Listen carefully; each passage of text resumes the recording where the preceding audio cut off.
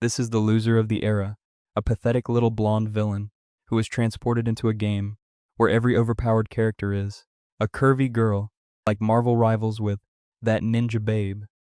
But while you can win in Marvel if you've got sweaty palms, what about here? Our main character barely stands a chance.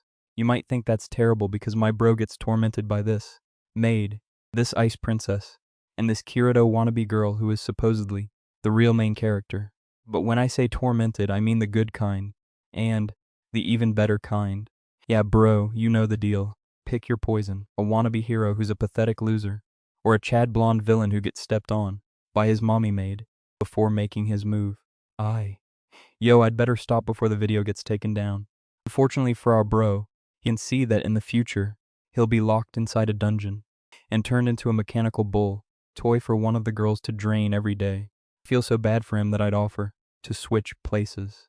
I'm a true hero. Also, his father went off to war and said that when he returns in 1 year, his son had better have gotten the maids pregnant because they need new heirs. Now that's what I call running a family like a business. With all that going on, our boy, who's pretty weak compared to the insane girls in this world, has to survive the wrath of the real main character, who's absurdly overpowered. Can he pull it off? It doesn't matter, because we're here to see curvy babes. Let's get into it. It all begins at the Campbell family's castle. The main guy starts wondering, wait a second, did I just die in a car crash? I mean a car accident. Did I travel through time or something?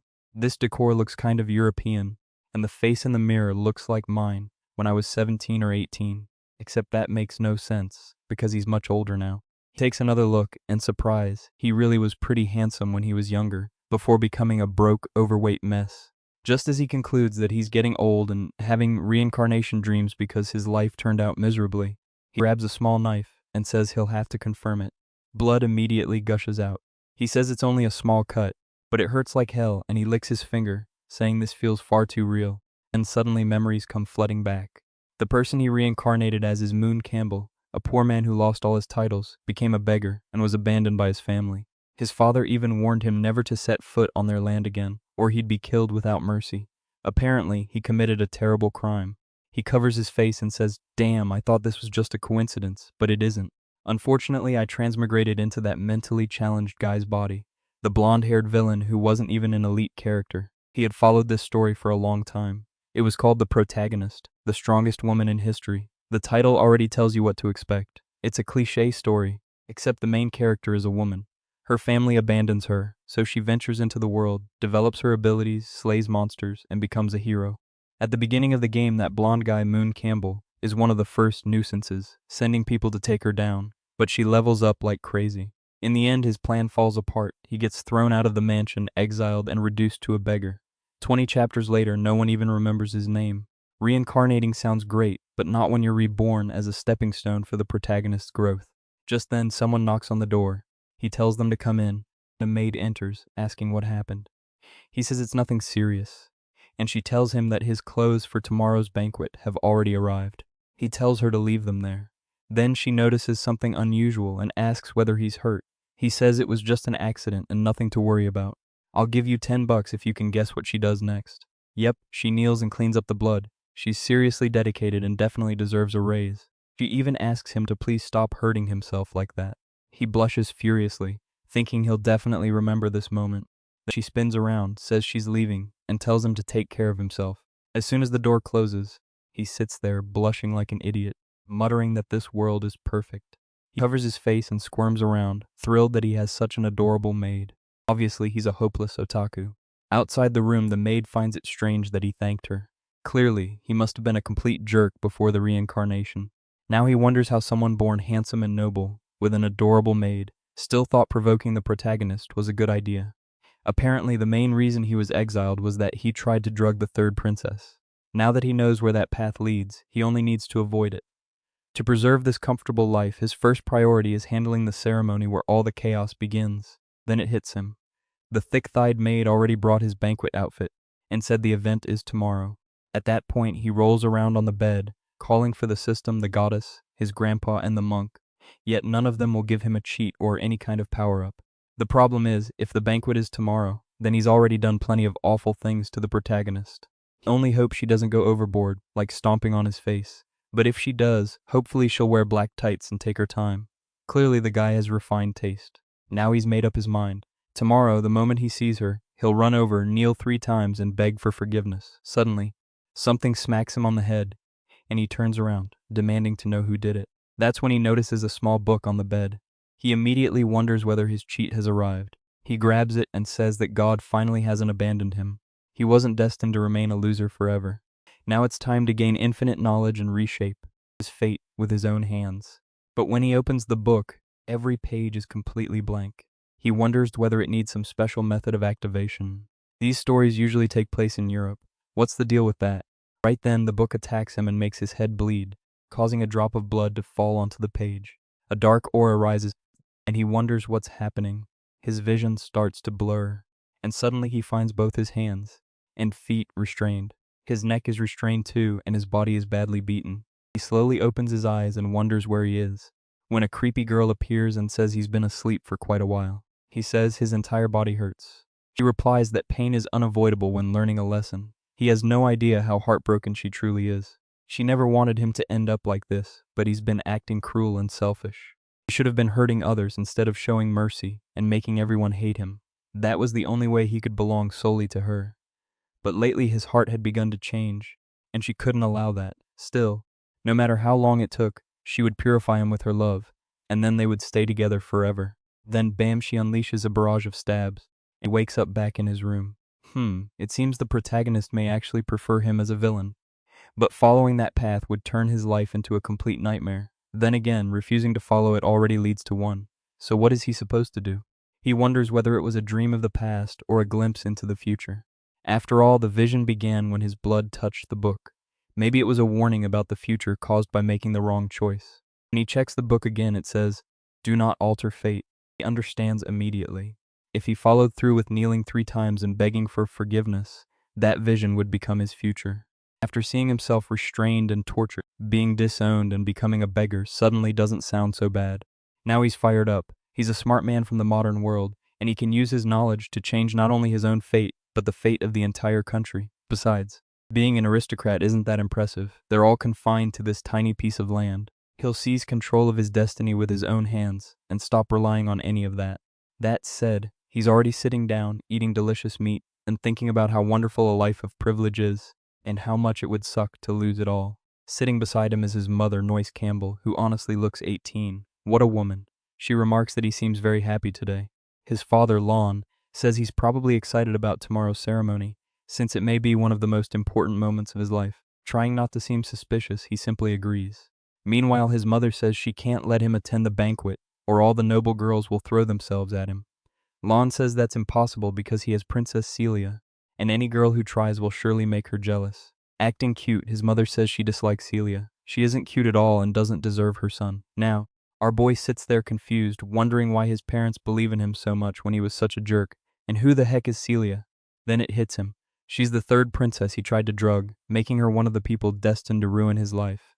Everyone liked her in the original story, but here she's a classic tsundere, cold outside, warm inside. Got it.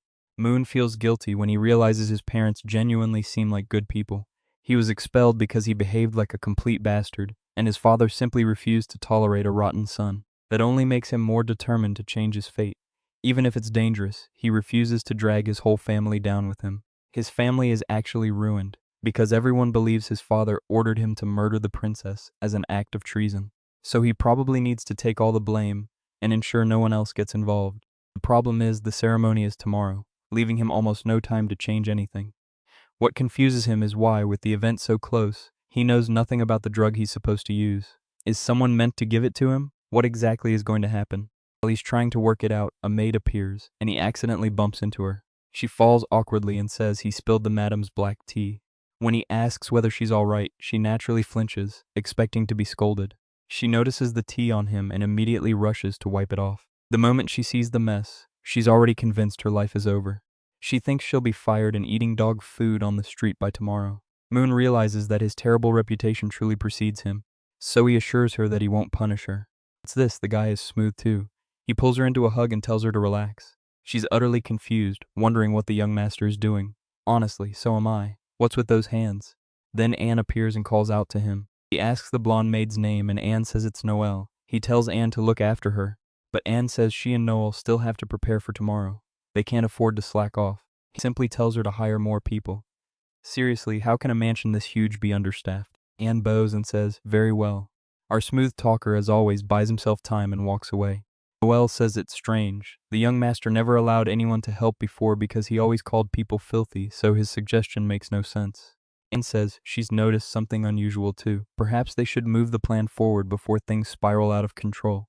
Back in his room, Moon searches through every box. A poison capable of bringing down the third princess must be some high-level, outrageously expensive hallucinogenic potion. That's when he finds a black market card. Clearly, it must have been used to purchase whatever the princess eventually drank. The scene shifts to the capital's commercial district.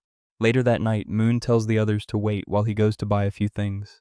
He moves through the district, mostly unnoticed, trying to recall the route from the story. Eventually, he reaches a door and says sewer rats. He presents his credentials, and the guard welcomes him inside as a guest. This is the Leopold Black Market. It sells potions, ingredients, magical creatures, and even artificial ones. And of course, the classic option, slaves. One of the protagonist's allies was actually bought here. But that's secondary, because he has much bigger problems right now. He enters a room and is greeted by someone wearing a cat mask, who immediately asks what he wants. They carry every kind of potion. He requests something colorless, odorless, especially effective against mages, and capable of knocking someone out for hours. He'll probably buy and use it without actually harming the girl.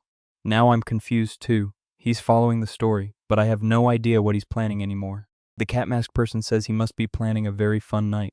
She can even recommend some slaves if he'd like. He says he's leaving, but she stops him and promises to fetch the potion. Moon says there's no way to tell whether this person is male or female. Fair enough. The artist made it nearly impossible to tell, and guessing feels dangerous, so we'll keep it neutral.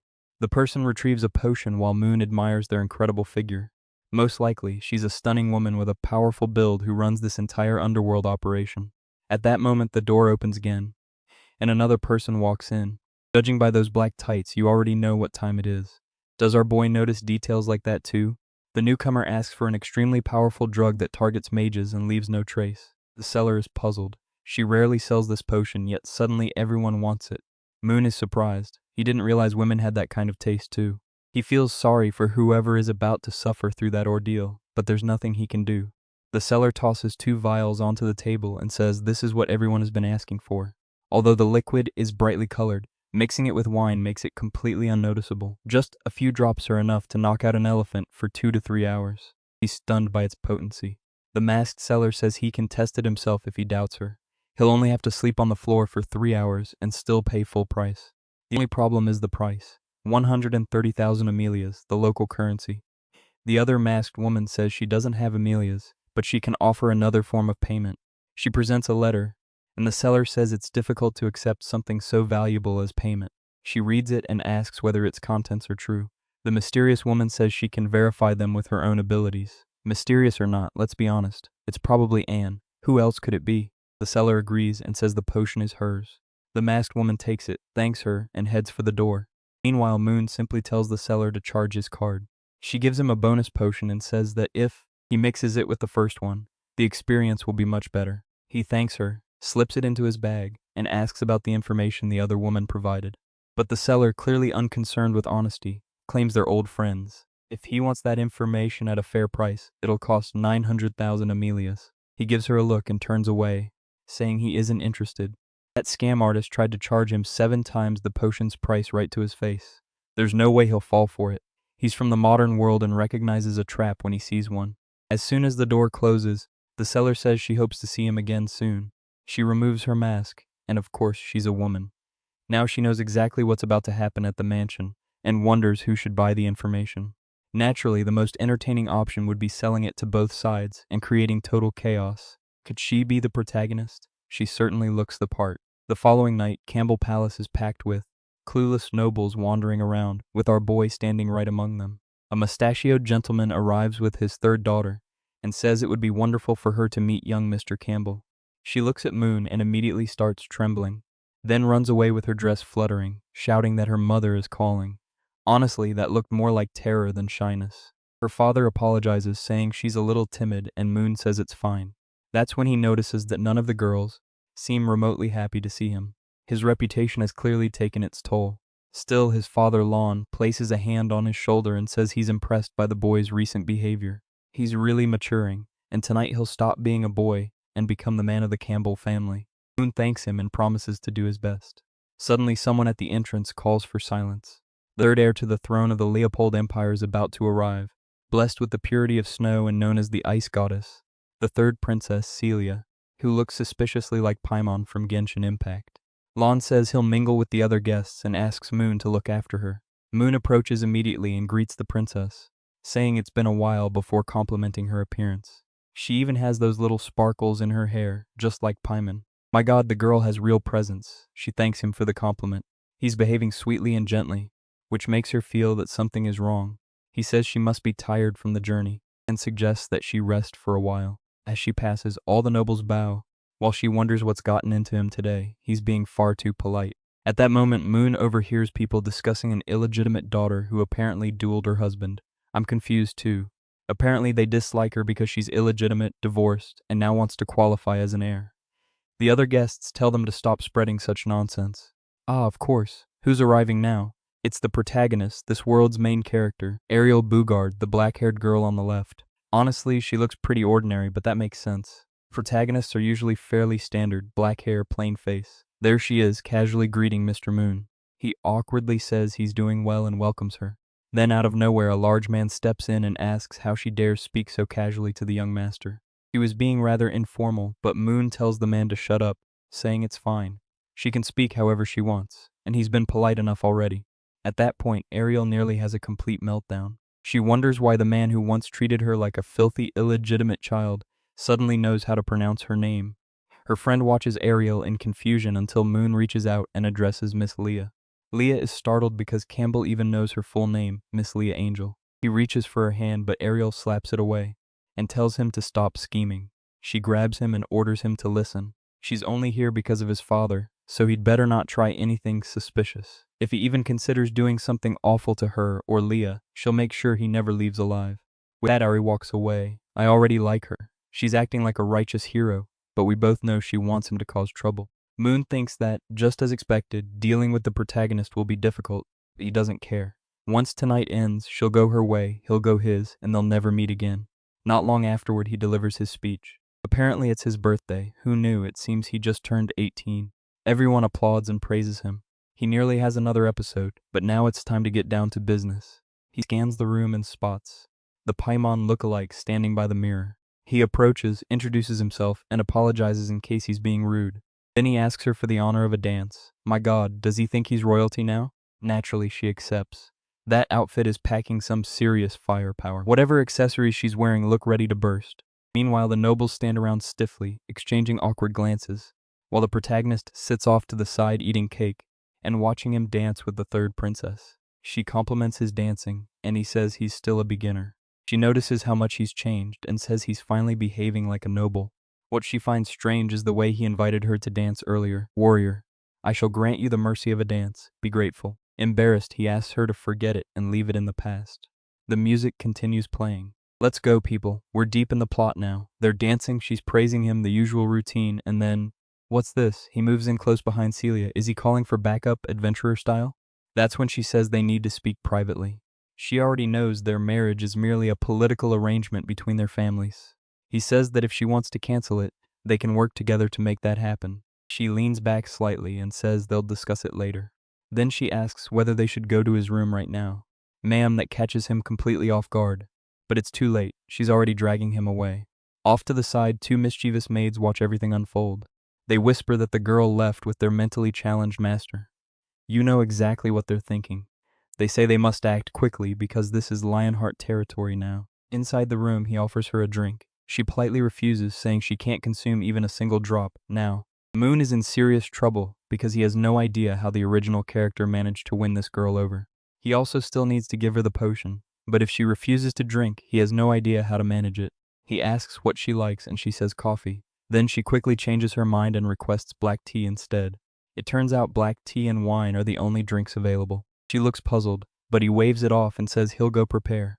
Meanwhile, she sits there confused by how enthusiastic he seems about making tea. Obviously, he's secretly adding the potion. I assumed it was the sleeping drug, but he suddenly says a single drop makes someone fall in love. There's also another vial he decides not to use because he doesn't know what it does. Just then she calls for him, startling him. He spins around and says it's almost ready. But during that quick turn, some potion spills everywhere, and the second vial turns out to be an aphrodisiac. He's relieved that neither potion leaves any magical trace, at least until he looks down, realizes a large amount of the potion spilled onto the floor. He originally planned to sell some for extra money, but that plan is ruined now. As he carries the tea over, someone can be seen peering through the window. Celia, the third princess, comments that the Campbell family's black tea looks strangely red and glossy. He claims it's an exceptionally rare herb from the East and a true delicacy. She plays along and tells him to taste it first. He asks, "What, Celia? Don't you trust Moon Campbell, the honest young noble?" She simply replies that a host should always taste a guest's drink first. That's basic noble etiquette. Just as he raises the cup to take a sip, she snatches it from his hand and says his looks better, so they should switch. After only one sip, she already starts looking dizzy. I thought it would be the aphrodisiac, but no, she sways, drops the cup, and collapses onto the sofa. Moon thinks it was smart to dose both cups. According to the original story, the protagonist should burst into the room and try to kill him any second now. He needs the scene to look suspicious, so he lowers her skirt slightly, unbuttons part of her clothing, removes his own shirt, and declares the setup perfect. Anyone entering would assume exactly what he wants them to. It seems he's determined to get condemned this time. The only problem is that nothing happens. Time passes. Half an hour goes by, yet no one arrives. That's strange because Ariel was supposed to storm in immediately in the original story. So what changed? In the story, Ariel walks through the hallway when someone bumps into her and spills something on her dress, leading her to walk in on this exact scene. Then he remembers that Noelle may have been the one who spilled the tea, but earlier he told Anne to let Noelle rest, which must have disrupted the entire chain of events. Oh, look who's opening her eyes while he's still focused on his master plan. The princess is getting up. Apparently the aphrodisiac landed in the cup she took from him. He stands there confused, wondering why the room suddenly feels cold. Then, bam, a hand grabs his face. A burst of freezing magic slams him onto the floor. He begs Celia to calm down and says he can explain. She refuses to hear it, making it clear there will be no explanations. That's when he realizes something is wrong with her. He says he'll fetch a doctor. Too late, she has already pinned his wrists. She murmurs that her body feels cold while his feels warm. He begs her to calm down, but no. She leans in and kisses him.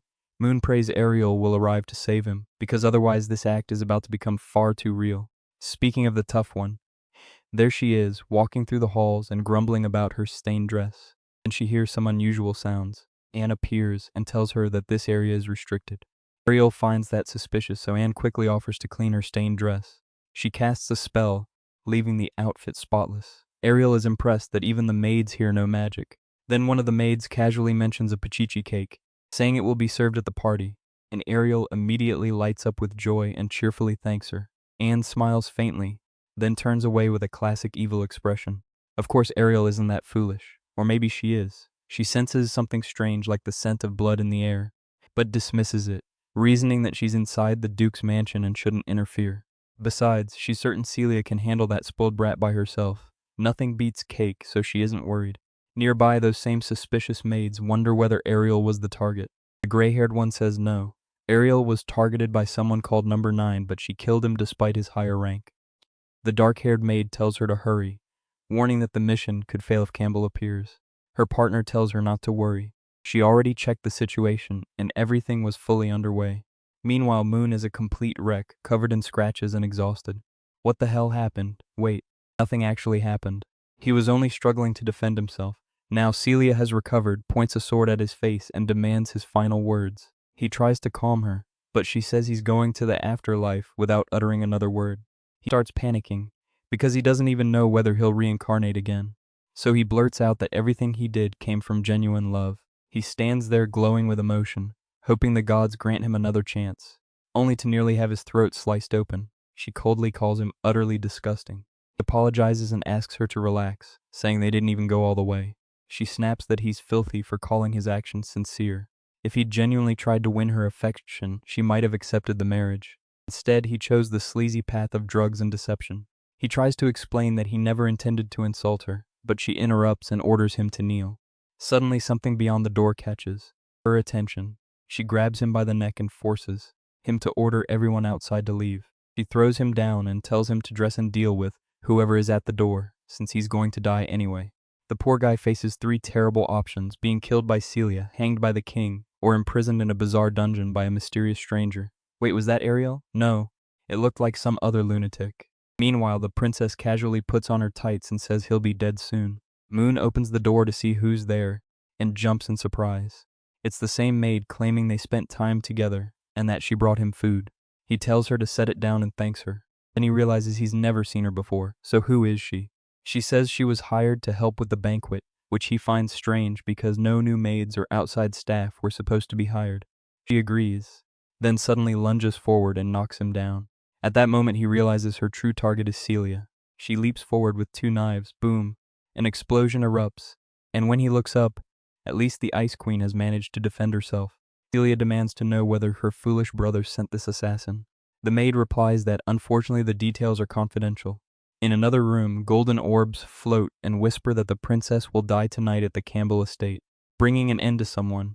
I don't know who this white-haired girl is, but she clearly knows what's happening. Back in the room after the explosion, the maid retreats, admitting that Celia's magic is far denser than expected. But her expression changes when she hears an incantation, because Celia charges with an ice spear and nearly drives it through her skull. As the two continue their brutal clash, Moon thinks, when gods fight, mortals suffer. There's literally nothing he can do. He tries the door again, but it's sealed shut while the two keep fighting viciously. He ducks behind cover, realizing that damned maid must have cast a barrier to prevent anyone from entering. Then something occurs to him. The decision to bring in outside staff was made only yesterday. The only way this attack could have been prepared in advance is if someone had leaked information. He narrowly avoids another attack, and all he can do is pray that Celia wins. But then, as he looks over at her, still standing there fiercely, despite being battered and gripping that spear, he starts wondering whether that's really a good thing. She might kill him too. Honestly, maybe it wouldn't be so bad if she died here. No one would ever know. That's when the maid says Payman truly is a genius. Payman replies that she can already feel someone using gravitational magic to disrupt her footwork, meaning someone else is involved. She demands to know who it is, or they're both dying here. The maid simply says that just as the rumors claimed Payman truly is a genius, Payman snaps at her to shut up and talk. If she wants any chance of being spared, she needs to reveal who's behind this. But the maid says she isn't here to kill anyone, only to buy time. Suddenly, the entire room begins to shake. That's when the gray-haired maid says the chamber is now completely sealed. The other maid reaches into her pocket and pulls out a vial, declaring that she offers the lives of 100 children as a sacrifice to the Lord of the Melted World. Payman instantly recognizes it as the power of a dark god. But the maid merely smiles and asks him to descend and suppress this world. Red energy floods the room, slamming Payman against the wall, and she knows that if those rats appear now, she won't stand a chance. The maid confirms it. They're rats, sure, but tonight's true target is the princess. She moves in for another strike, but Payman grabs our protagonist's dagger and blocks the attack. The maid is stunned. This girl has bloodied tights and is torn up, battered, and exhausted, yet she protected all her vital points. Still, it didn't matter. She had no blood magic left. One brutal kick to the ribs sends her crashing to the floor. Payman's built differently. She gets back to her feet. The assassin says she'll make her death painless, and lunges in for the finishing blow. Blood sprays, but guess what? Our boy jumped in front and took the hit. He took it head on. No block, no deflection, just pure courage. Guys, remember when our protagonist got trapped at the table? I'm pretty sure Anne was behind all of this. I don't know how I failed to connect the dots. 1 + 1 = 2. It was her. The damn girl is even on the story's cover. Anyway, back to it. Anne calls his name, while Payman demands to know why. He's lying on the floor, coughing up blood, when he suddenly remembers how. The other maid opened the door earlier and told him he could leave. He considered running, but realized he couldn't. So he calls out to Anne and asks what she thinks she's doing. Anne simply tells the useless fool to stop getting in her way, but Payman steps past him and slashes deeply across her neck. The girl drops to her knees, and the Ice Princess simply declares that it's over. Now our boy is lying on the floor, barely clinging to life. Payman kneels beside him, realizing that if he jumped in to protect her, then he couldn't have hired these assassins. What truly shocks her is that he protected her without hesitation, because if she had died, no one would ever have learned what he did. But he says none of that matters anymore. Just as she said, he chose to act like a true man. Damn, that one hurt. But of course, this is Payman we're talking about. She coldly says that judging by his pulse, he has enough strength left for maybe 3 more sentences. so he had better make them count. She'll deliver his final message to the Duke. He reaches up, touches her face, admits honestly that he's sorry. In the end, he truly did have feelings for her. Then his arm falls to the floor. Man, he went out like a legend. We know he isn't actually going to die, but if he did, it would have been epic. Still, Payman isn't accepting it. She says that bastard doesn't get to die after apologizing like that, not after everything he's done. She calls his name and tells him she won't accept that cursed apology. He's going to live and pay for every single thing. Moon floats in the middle of the void, feeling dizzy and burning hot. Unfortunately, even though he tried to make the right choices, death was inevitable. At least this was better than following the games. This way, he got to choose how his life ended. But then a strange black energy appears beside him and a panel forms, showing his progress in arrogance, envy, greed, shamelessness, and laziness. It looks like this relates to the 7 deadly sins. He's at minus 90% in gluttony, 99% in envy, and 50% in arrogance. Several pages of the book flip over, and it tells him to keep trying for now. He asks why the damn book didn't appear until after he died. Then he hears Ignao coming from it, and the scene shifts to the sewers. Ashes drift through the underground as someone mutters that Campbell wasn't the true target. But suddenly a voice asks what she thinks she did to his son. Oh boy, his father appears radiating pure Lionheart aura. The assassin immediately starts trembling, and his father calmly says he wasn't expecting visitors in his home. She wasn't invited, so why was she there? More importantly, she had better tell him what she did to his son. Man, the guy is usually kind, but right now, he's a beast. Looking back, our protagonist must have been glad he at least managed to grind some Sung Jinwoo-style aura before dying. Or maybe not, because now we're back in the bedroom, with Anne sitting right beside him. The same Anne we now know is dangerous. He wakes up and she's right there, asking whether the young master is feeling any better. She asks whether he needs a doctor. As he tries to get up and says he wants to use the bathroom, a sharp pain hits his chest, and he collapses back onto the soft sheets. He apologizes, saying his legs feel strangely weak. But now he needs to be careful. He can't afford to be too kind to her. She absolutely cannot be trusted. She tells him that his fiancée asked her to care for him, so she'll be staying close to him for the time being. Then she says she'll help him bathe and immediately reaches for his clothes. He quickly tells her to calm down, claiming he suddenly feels much better. She says fine, she'll let him be independent, but still picks him up and carries him to the bathroom. He tells her to leave because he has things to take care of, and a little later, we're back in the room. Soon afterwards, she tells him he was asleep for 3 whole days, and Princess Payman personally asked her to care for him. He barely survived, lost a tremendous amount of blood, and went without oxygen for too long. He was lucky Payman managed to use magic to keep him alive. Hearing that, he realizes she probably didn't mention the potion incident, but then Anne says the princess did mention something important. What she actually reveals is that they uncovered the entire assassination plot. His father captured one of the attackers and tortured the truth out of them. The problem is that they still need to apologize to the king. His daughter was endangered inside their estate. But the strangest part is that Moon wasn't punished at all. Apparently, Princess Payman said something to the king that led to him being forgiven. Man, I just summarized about 15 massive dialogue bubbles. This story really gets carried away sometimes. Our guy collapses back onto the bed, finally relieved. In the end, things didn't turn out too badly. But Anne immediately leans close and asks why he looks so tense. What happened? Did something occur between him and the princess in that room?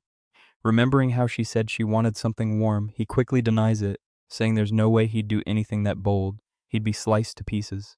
Anne laughs and tells him to drink the medicine while it's still warm.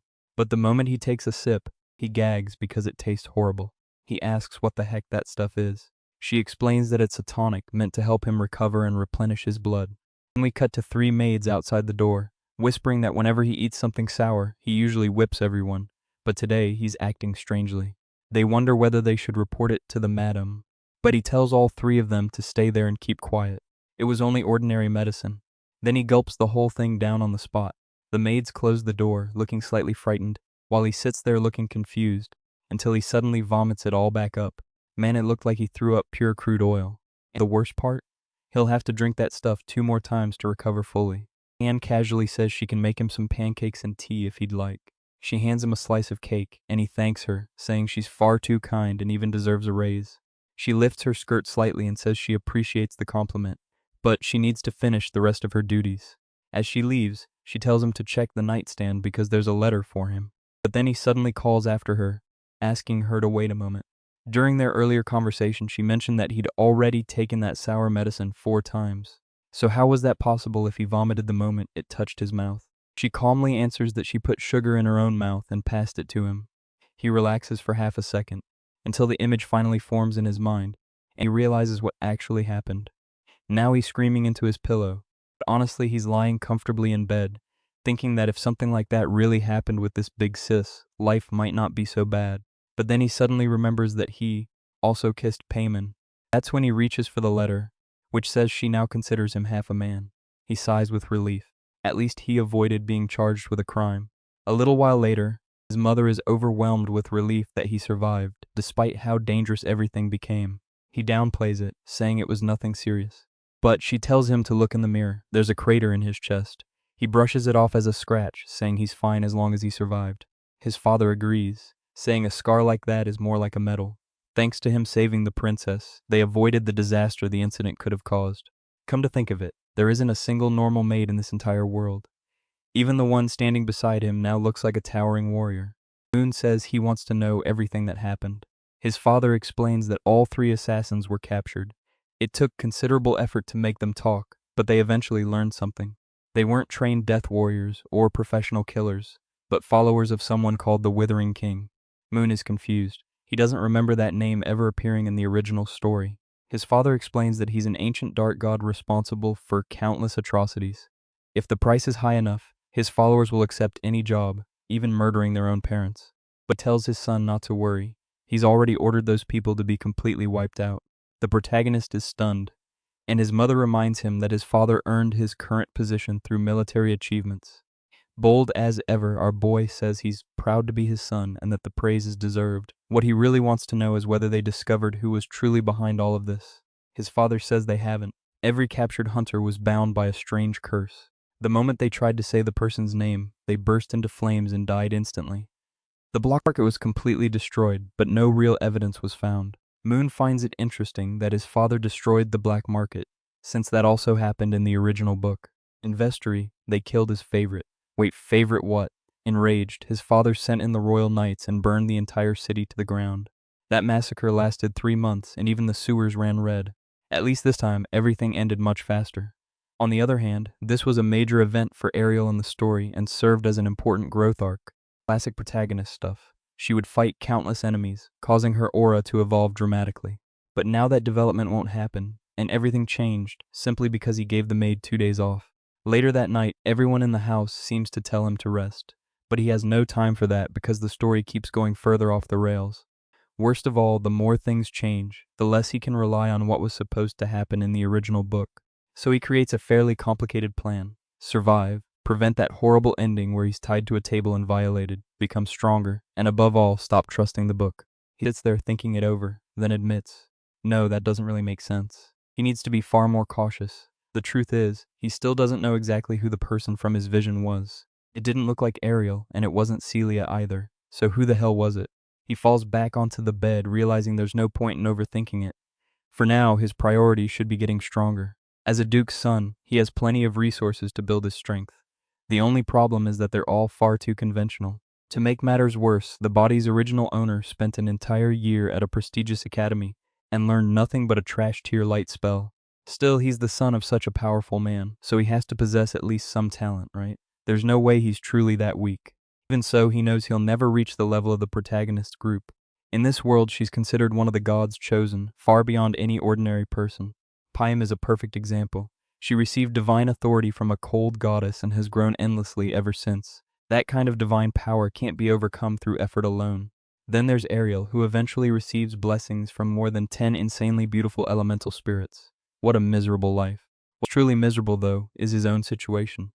No matter how hard he trains, he could never surpass someone like her. But that doesn't mean he'll simply sit around.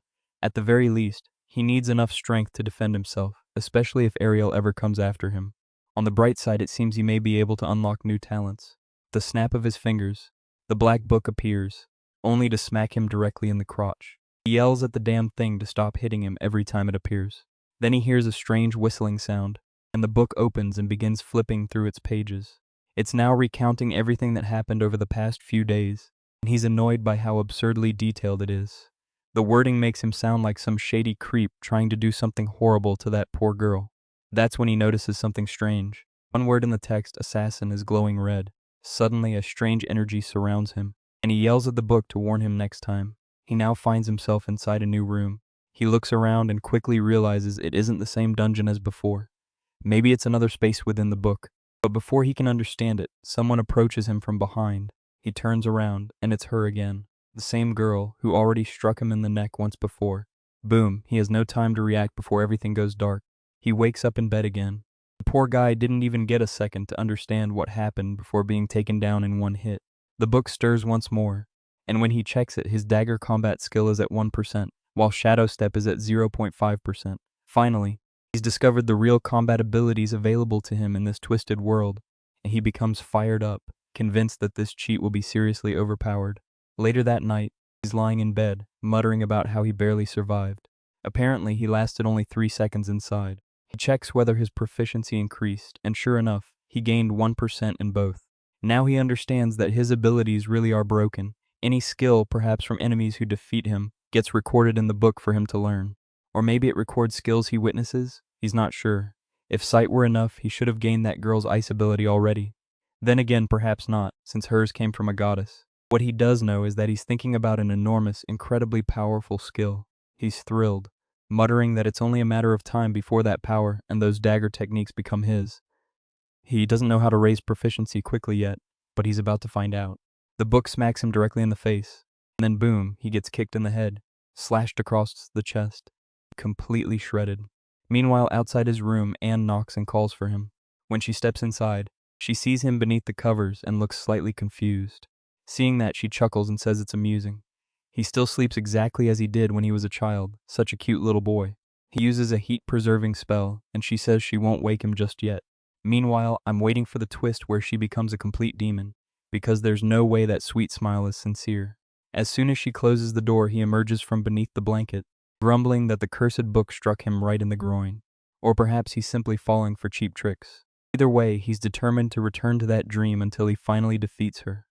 By the time the sun rises, he has already tried 185 times. That's incredible mental resilience. He dies in every attempt, but can now survive for 30 seconds. A wave of exhaustion suddenly hits him, and he bumps into his tea, knocking it over, before collapsing onto the floor, completely drained. But at last he has found a way to grow stronger. The only problem is that dying in the illusion feels painfully real. He thought he could exploit the system by immediately re-entering whenever he died and ignoring the fear. But no, that proved impossible. Now, after an entire night of effort, it's time to see the results of all that grinding. His dagger technique has reached level 2, while Shadow Step is at 11%. Sure, that's still nowhere near an assassin's level, but knowing he can improve like this is already a massive discovery. He's eager to test it, so he activates Shadow Step and dashes across the room. The guy is practically leaving smoke trails behind, completely thrilled, until he suddenly winces in pain. It turns out his foot has been scorched. He wonders how the assassin who attacked Payman used this technique without flinching, and then the answer hits him. These techniques are far too advanced for someone like him, a mere Tier 1 fighter. At the academy, he learned that using such techniques requires channeling ki throughout the body to reinforce it and reduce recoil. But only level 2 warriors can do that. So for now, he needs to find a proper teacher, preferably an attractive one. He's already fantasizing about Saint Maria from the academy. The only problem is that while he knows plenty of powerful mages, he knows very few strong warriors. Magic is so absurdly powerful in this world that almost nobody bothers with martial arts. Why train punches and kicks only to take a fireball to the face? Then it clicks. There is one warrior who's probably the strongest in the entire story. Actually, not probably, definitely. That warrior is his father. How the hell did he forget that the final boss lives in the same house? No warrior in the last 100 years has influenced the world more than his father. At 15, he was already a royal guard. At 20, he crushed a rebellion. By 27, he had become a marshal of the empire. At 32, he earned the title Lionheart King. He's never lost a battle. This man is the real deal. Our boy now thinks Moon deserved the tragic ending he received. He had everything, including a perfect life and a father capable of teaching him anything, yet he wasted it all. That's fine though, because from now on, he's going to ask his father for personal training. You might expect his father to refuse, but no. It's actually Anne knocking again, saying the master is looking for him. He leaves with her, saying the timing is perfect because he was about to ask for the same thing. But outside he encounters 2 more maids. One wears glasses and may honestly be the first thin girl in this entire story. Moon notices that they now call Anne the head maid. and compliments her. It seems she was promoted. She explains that the former head maid resigned shortly after he woke up, so Anne was given the position. He suspects the previous maid may have been dismissed because of him, which feels rather confusing. But Anne tells him not to worry. Although the woman is no longer head maid, she's still part of the household. That's when his mother gives him an extremely peculiar hug. Alright, illustrator, maybe tone it down a little. She's hugging him and saying she wants him to call her mommy 1,000 times. And she presses his head against her stomach and tells him to listen. Sure enough, she's pregnant, meaning he'll soon have a younger sibling. Just then his father enters and tells her to take it easy. The boy only recently recovered and got out of bed, so she shouldn't get too excited. A little later, Moon is surprised to learn that his father is returning to the front lines. So can we discuss the maid standing beside his father? She's enormous. Clearly the Duke personally hired all these women, and we can already see his taste. Refined, I'd say. He says he's returning to the front that afternoon and will be gone for at least a month. During that time, Moon must remain in the capital. He turns to Miss Fey and asks her to take care of everyone. Moon tells him he shouldn't go. The Empire has other generals, and besides, he's a duke. But his father explains that after nearly a decade of silence, the situation has suddenly become urgent. There are signs of abyssal demons near the borders. But Moon knows the truth. This is a diversion meant to divide humanity's forces. The true invasion won't begin until 3 years from now, when Ariel finally rises as the savior. The problem is that, despite his father saying 1 month, he'll probably be gone for 3 years, completely ruining Moon's plan to learn swordsmanship from him. A griffin and carriage arrive. His father waves goodbye, telling his wife not to cry because he'll return soon. He calls Moon over and says he was impressed when Moon risked his life to protect the princess. That was the courage of a true knight, the kind of bravery carried in Campbell blood. He reminds Moon of their family crest. The sword represents strength, and they are the Empire's blade. The dragon symbolizes the enemy they must defeat. In other words, they are the weapon of the entire realm. Every man in their family must eventually step onto the battlefield. He doesn't know whether Moon will follow that path, but that isn't important. What matters is that Moon has become a real man. Because of that, his father promises to invest every resource he lacked in his youth so Moon can grow even stronger. Moon stands there silently for a moment before his father says it's time to discuss something serious. He wants to know what Moon truly thinks of Anne. Caught off guard, Moon says she's kind but asks why he's bringing her up. His father explains that he's watched Anne grow up. She comes from a respectable family, she's intelligent, and most importantly, she sees Moon as more than her master. If Moon doesn't want to lose her, he needs to act soon. Moon is completely baffled. What is his father even talking about? The Duke decides to speak plainly. The family needs more heirs. His wife is only now expecting their second child, and with him returning to the front, there won't be time to have more. Moon nervously points out that he's technically engaged to Payman. His father dismisses that as a political arrangement. Even if they eventually marry, Payman can be the primary wife and Anne the secondary. His father's expression turns serious as he delivers the final verdict. When he returns in 3 years, Moon had better have a child. That's the entire plan. What kind of ruthless father throws Anne at him like that? Honestly, I wouldn't want to be in that situation. That's a definite no from me. As soon as his father leaves, Anne enters the room and says she heard her name. She asks whether he needs anything from her. Honestly, I expected Moon to avoid the question. But no, he goes straight to the point and says they need to have a child. That's what his father just ordered him to do. But he assumes it was only a joke, so she shouldn't take it seriously. Her role is to remain a maid, and someday they'll each follow separate paths. Then, out of nowhere, he starts praising her as the perfect woman, and says she's sure to find an amazing man one day. Whenever she meets someone, she only has to tell him personally, and he'll give her permission to leave. Then, with complete confidence, he places a hand on her shoulder and tells her to be brave and seek her own happiness. He walks away feeling proud, convinced he handled it perfectly. But is he actually attracted to her? It certainly seems that way. But just as expected, none of that pleased her. She's trembling with rage, whispering through clenched teeth that he truly has changed. She can't wait any longer. It has to happen tonight. And now nighttime has arrived. Our boy lies there thinking about how nothing has gone according to plan. He expected his father's help in becoming stronger, but now the man is gone, so he'll have to figure it out alone. For now, he's avoiding the academy because half the people there are connected to the all-powerful protagonist, which would only worsen his situation. He must master the basics first, then venture out into the world.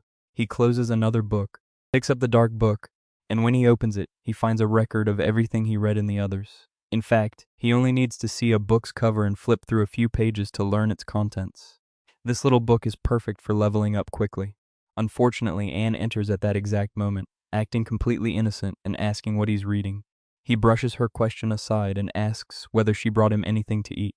She says she did.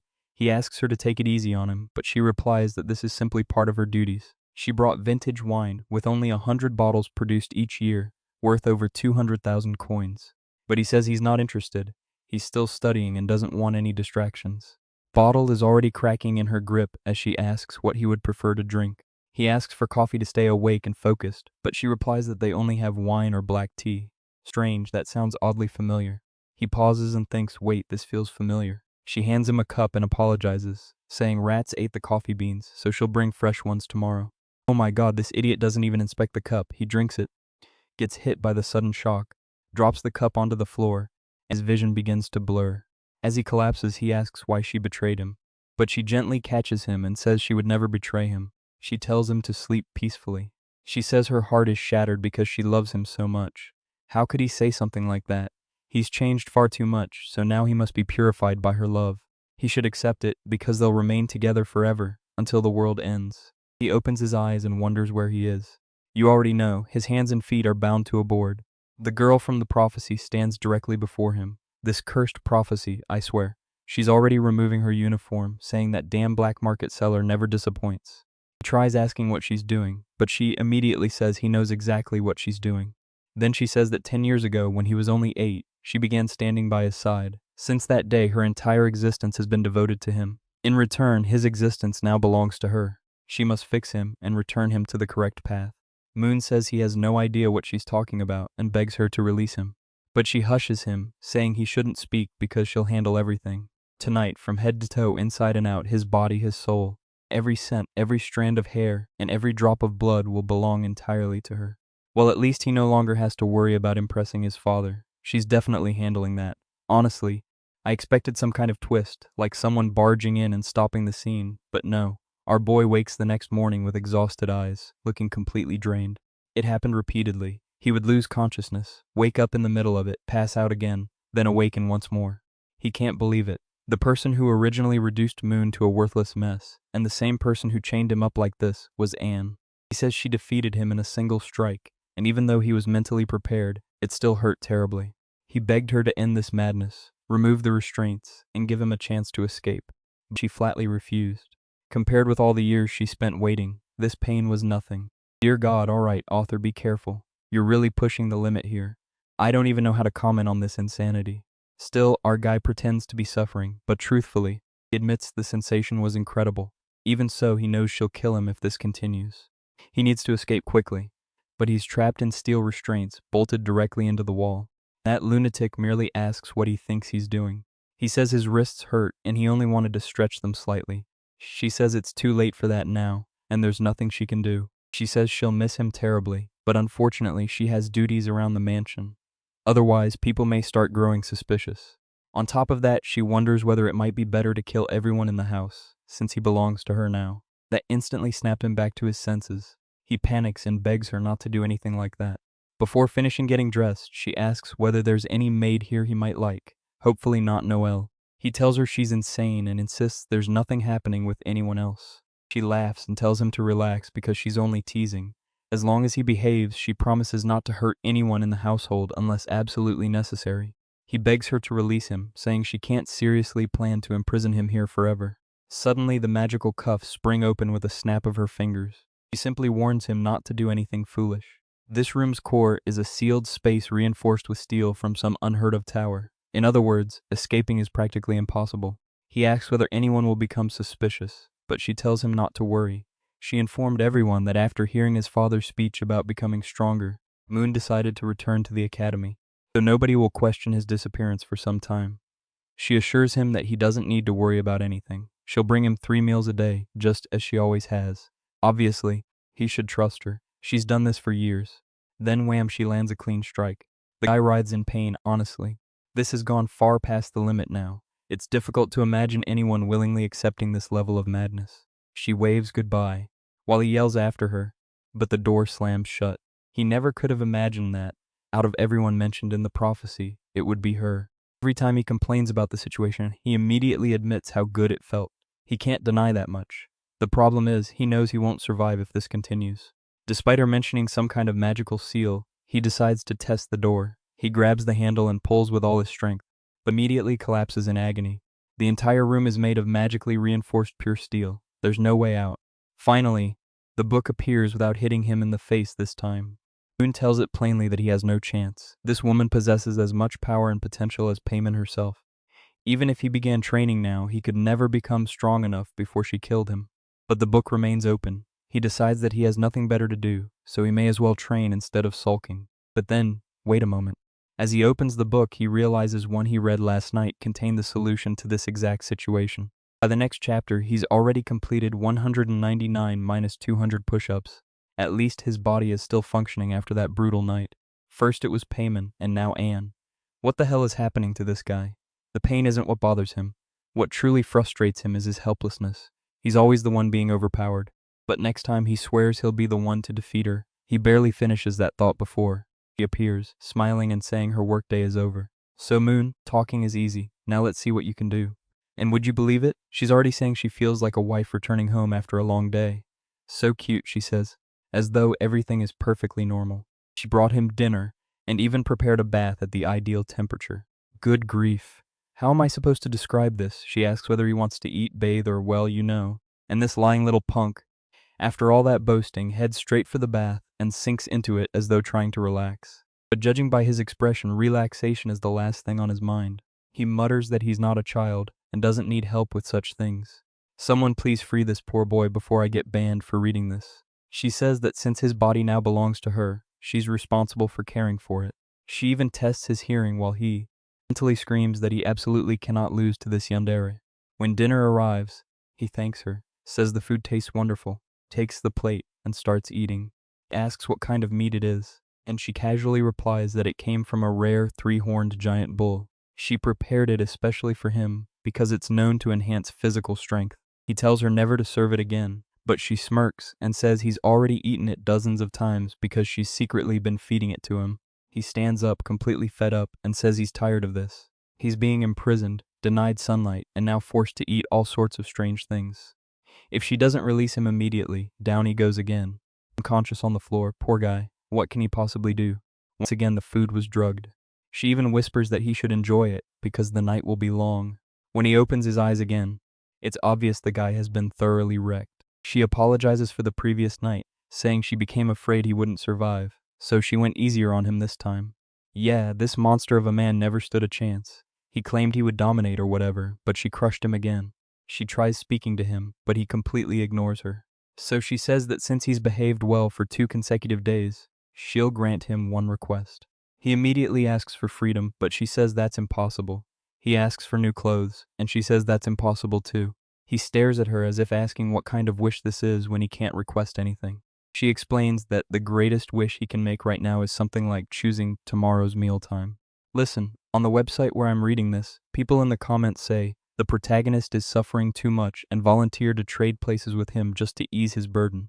So he sighs and admits that choosing what to eat is still better than nothing. He thinks back to this season of the year. He used to enjoy a particular seasonal wine and some special fish. She says the fish he's describing comes from distant Lake Bapor. He exaggerates, saying he used to be a free spirit. Now he can't even choose his meals because he's trapped in confinement. If he can't even have a little fish from Lake Bapor, then what's the point of living? She calls his name, then finally agrees to get it for him. He immediately grabs her arm and thanks her with heartfelt gratitude. And now this guy is adding hearts. He claims he's suffering, but is he really? He wishes her a pleasant day at work and says he'll be waiting at home. She short-circuits on the spot, completely flustered, then suddenly rushes forward and kisses him, leaving him frozen in shock. At this point, I don't even know whether he's playing 4D chess and trying to manipulate the villain. As she leaves, she says the journey to Lake Bapor will take until tomorrow afternoon, so he should get some rest. Once outside, she's visibly restraining herself, muttering that she almost lost control. The young master truly is the cutest person in the world, and she can't wait to bring him that fish and spoil him even more. While he thinks he may finally get a moment of peace and a full night's sleep, he decides it's time to bring out his favorite treasure, the book. He needs to grind a little more inside those simulated training spaces. It seems he's requesting entry into a simulation called the Space of 1,000 Locks, based on one of the books he read to improve his ability to break magical seals. Meanwhile, beneath the rain and gathering storm clouds, Someone warns a certain girl that Lake Bapor is currently extremely dangerous and that she should turn back. When the person reaches for her hand, she activates a power and stabs him through the hand, saying no one except the young master may touch her. If he tries stopping her again, she'll feed him to the fish. The old man grumbles that if the crazy woman wants to die, he won't stop her. But she needs to know that Lake Bapor's master has awakened. The guild has been monitoring it and confirmed that it's a monarch-class creature. Anne raises her hands and says that explains the strange weather. The boatman mutters that she owes him 300 coins because he now has to treat his injured hand. More importantly, she shouldn't provoke the Adventurers Guild, because they won't let her escape unharmed. She simply has a bucket overflowing with coins resting on the ice. He asks again whether she truly intends to go. She needs to understand the danger and what it means to make an enemy of the main Adventurers Guild. But she flatly says she doesn't care. They mean nothing to her because she's doing this for love. Then we cut to a group of adventurers gathered near the lake. A staff-wielding girl says she can't let anything happen to Rod. After this mission, she'll finally confess her feelings. Someone snaps at her, telling Erica to focus and stop daydreaming. She's the healer and needs to cast immediately, or they won't hold out much longer. She begins channeling magic, while another adventurer shouts that the creature is approaching. After enduring so many special attacks, it's finally about to reveal itself. That's when an enormous shark bursts from the lake. Obviously, it's the lake's master. It begins charging an enormous water bomb. Someone screams Rod's name, and he casts an earth blessing to create a barrier. He shouts for the mage to launch her spell, and she starts channeling it through her staff. Apparently, she's both a healer and a mage. Talk about multitasking. But just before her spell connects, another explosive blast erupts. She tells Rod to charge forward. He seizes the opportunity, rushes the creature, and lands a direct slash across its head. The entire lake explodes from the impact. He's completely exhausted, but still manages to turn around, raise a thumb, and say it's finished. Wow, this guy has a powerhouse mage and a dedicated healer. That's a perfectly balanced party. The mage stands there fixing her hair, smiling with gratitude, while poor Erica, the healer, sits nearby feeling as though she contributed nothing. Rod and the other girl, Tia, praise each other and say how wonderful it is to adventure side by side. Meanwhile, Erica is seething inside. She and Rod promised as children that they'd always be a duo. She's worked hard for years, yet now it feels like he barely notices her. She was the first person by his side, but now she's merely background support, while he clearly falls for someone else. Tia is still healing him when Rod suddenly calls to Erica, telling her to snap out of it and help dissect the lake monster. But then something feels wrong. They hear a strange noise. The water's surface turns murky again, and then, boom, a column of water erupts into the sky. Everyone immediately ducks. Another lake beast is rising. This one is different. This one is the real threat. Tia quickly begins casting a massive third-tier spell, but it has no effect. The magic crashes against the creature's neck and does absolutely nothing. The beast counters with a thunderstorm attack from its horn. Lightning tears across the sky. Erica grabs Rod and pulls him aside, shouting for him to be careful. But he tells her to move because this monster is far beyond their ability to fight. She asks what he plans to do, and he says he'll protect Tia. He brought her into the party, so she's his responsibility. Even if it meant death, he was prepared to die beside her. Erica definitely didn't want to hear that. Rod charges forward while someone silently watches the chaos from a distance. Of course, it's Anne, curious to witness the power of a monarch-level beast firsthand. If dragons possessed this level of strength, she thought she might finally obtain that particular body part to feed the young master. But why is she always trying to feed him monster meat? Once again, the boss prepares another lightning strike. Rod knows this will be the end for them, but at that moment Anne casts a binding spell.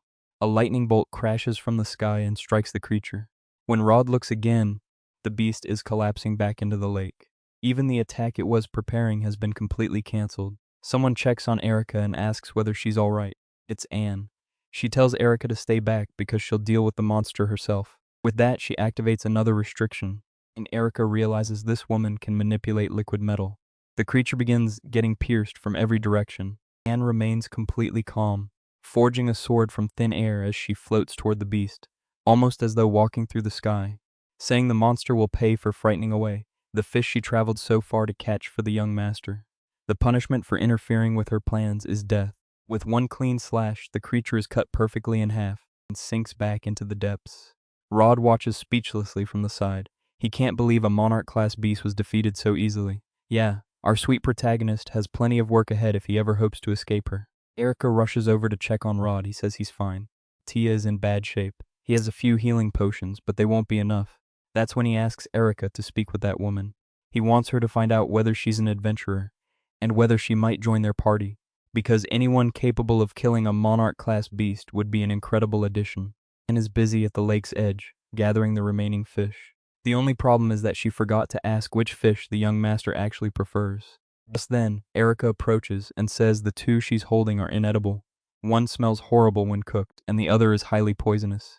She should take the two near the front, the famous edible fish of Lake Beeport. Curious, Anne asks how she knows. Erica explains that she once lived nearby. Many nobles enjoy those fish, so she used to catch and sell them. After watching Anne prepare them for 15 minutes, Erica already knows she'll handle them perfectly. That's when Erica asks whether Anne traveled all this way to get fish for someone she loves. Anne calmly says yes. The person she loves wanted fish, so she came. Erica says that person must be incredibly fortunate to receive such deep love. Anne pauses to consider how her love is received, which currently involves a man lying unconscious in a dark room, then agrees that he's very fortunate. I'm sure he understands the depth of her love. She turns to leave, but Erica calls after her and asks her to wait. She says she has a problem involving love and wants advice from a mature woman like Anne. Anne sets down the fish and replies that love is the kind of problem without an obvious solution. But since Erica helped her identify the fish, she'll repay the favor with some advice. Erica begins with the classic line, her friend has liked someone for a very long time, but she doesn't know whether that person feels the same. Her friend is shy and somewhat naive, and now another woman has appeared. Since then, he's treated the new girl better, leaving her friend ready to give up. Anne listens carefully, then asks how deeply this friend loves the man. Erica immediately insists that it isn't her but her friend. Anne tells her to drop the act and speak honestly. Erica finally admits that it's her. She's loved him since childhood for over 10 years. Anne looks directly into her eyes and asks whether she'd die for him. Erica says she'd give more than her life. She'd do anything, even if the whole world opposed her. Oh boy, here we go. Another one has completely lost it. Anne merely nods and says, it sounds like Erica already knows the answer. If her love truly runs that deep, there's nothing more to ask. She should follow the genuine voice within her heart and devote everything to the one she loves. More importantly, she should think carefully before making any decision she might later regret. As Anne walks away, Erica remains there in deep thought, replaying the entire follow your heart speech. But suddenly a strange flame ignites, not around her, but within her. A voice whispers, asking whether she's truly going to abandon everything and surrender. It tells her to cast aside morality, laws, and even her own life, sacrifice everything for him, and never allow anyone else to take him. Man, this world is a ticking time bomb. I remember how unstable the girls were in the Zhonghouse story, but this is an entirely different level of madness. Now she's trembling, muttering that she'll lose her mind if Rod ends up with someone else. The voice replies that she finally understands. She must embrace her deepest desires and claim him. But there's a problem. Rod is strong. So if she wants to guarantee that he truly belongs to her, she'll need to break his arms, fasten a collar around his neck, and reduce him to nothing more than a pet.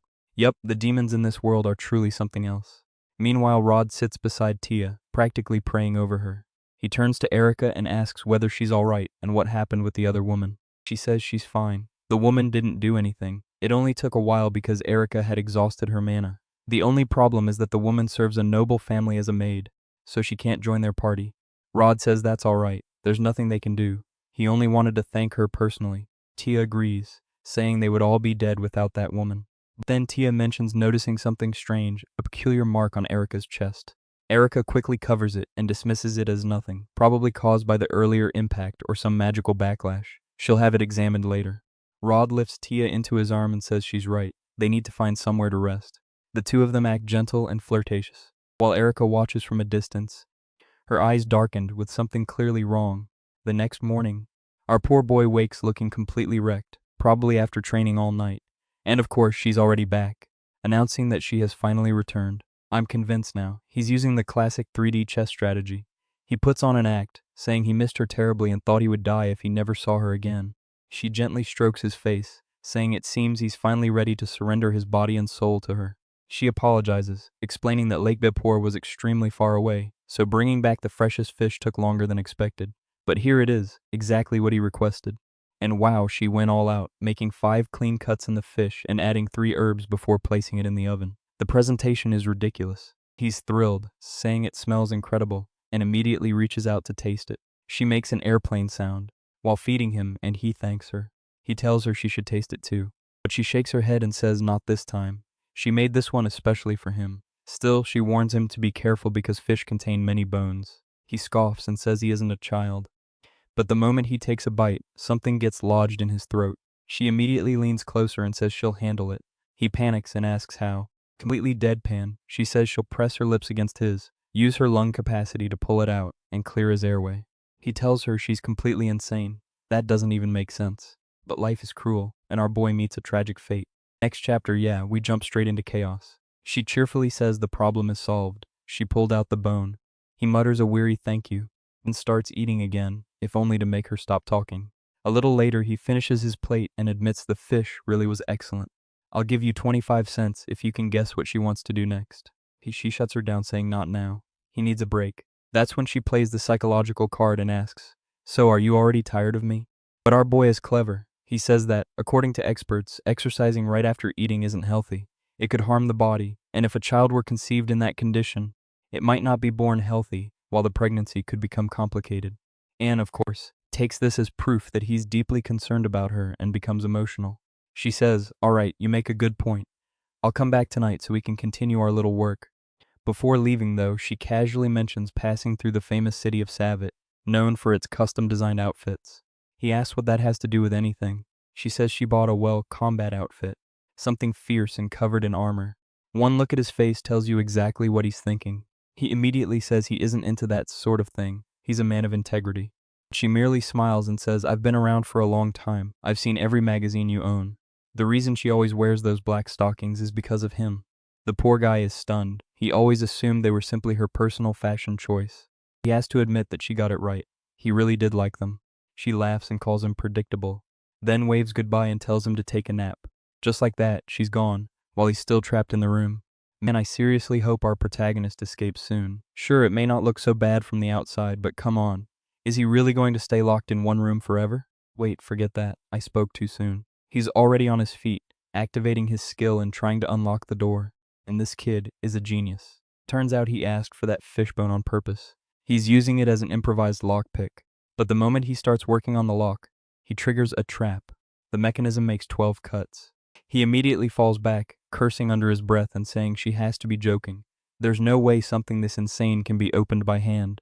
According to the theory in one of his books, he must raise every lock pin to the exact height without snapping the fishbone to trigger the release. The problem is that he only managed to hide 4 fishbones from her, while the lock requires 12 perfect attempts. Going to be hell. Even worse, if a bone snaps inside and she finds a piece, she'll know immediately. He tries again, and sure enough, snap. That isn't even the first one he's broken. He's already used up 3. It's been an hour and a half. She could return with his food at any moment. He calls out to the book, trying to squeeze in some last-minute studying. At this point, the lock is too complicated to brute force. At least he's mapped the exact pin heights for the first 10. Only the final 2 remain. He has nothing left to lose. It's all or nothing. Meanwhile, the 2 maids are spending time together in the kitchen. Erica tastes a piece of the fish Anne prepared and admits that it's truly delicious. The creatures from Lake Bipor are no joke.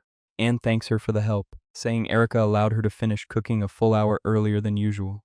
Erica, however, wonders why she's suddenly learning new recipes. After all, the young master left for the academy, and the pregnant madam is staying at another estate to focus on her pregnancy. Yet Anne still prepares an extra portion every time. It's strange. Anne's hand subtly moves toward her knife as manna begins gathering. Erica quickly blurts out, "Oh, I understand you're secretly keeping a pet here, aren't you? Probably a cute little cat." She explains that the former heads of the household never allowed pets because of the fur and mess. But now that they're away, it makes sense that Anne would try sneaking one in. Anne exhales and says, "You caught me, please keep it secret." Erica says that's no problem, but she really wants to meet the little fellow someday. Anne smiles and says perhaps someday, but not yet. He's still extremely shy and easily frightened. As she walks away, Anne thinks about how relieved she is that she didn't need to use the worst-case solution, killing Erica and dealing with the aftermath. However, that conversation makes her realize something else. Keeping the young master imprisoned in that room may start wearing him down. He could become bored or worse, completely fed up. Besides, she still can't feel anything moving in her stomach, meaning the pregnancy hasn't begun yet. At the very least, it would take another 10 months before that became relevant. Maybe she should actually get a pet to help the young master relax. A cat wouldn't be a bad choice. Better yet, she'll simply ask him what he wants. But then her entire expression changes. The tray slips from her hands and the food crashes onto the floor. When she reaches the room, the door is standing wide open. Boy is out. He finally escaped. Let's go. He's hiding in a rundown wing of the mansion, surrounded by broken furniture, darkness, and dust. He stumbles, then falls awkwardly and hits the ground hard. Everything is filthy, and the lighting is terrible, but none of that matters. Thanks to the body's memories, he knows exactly where he is. And if there's one spell this useless guy knows, it's that little orb of light. This is his chance. He needs to escape before she finds him. Just as he thinks that, clang, a knife slams into the wall beside his head. He gasps and says it's impossible. He ran far too much to be caught already. But then he hears it, that voice. From the shadows, calm and terrifying, she says, I finally found a like on this video.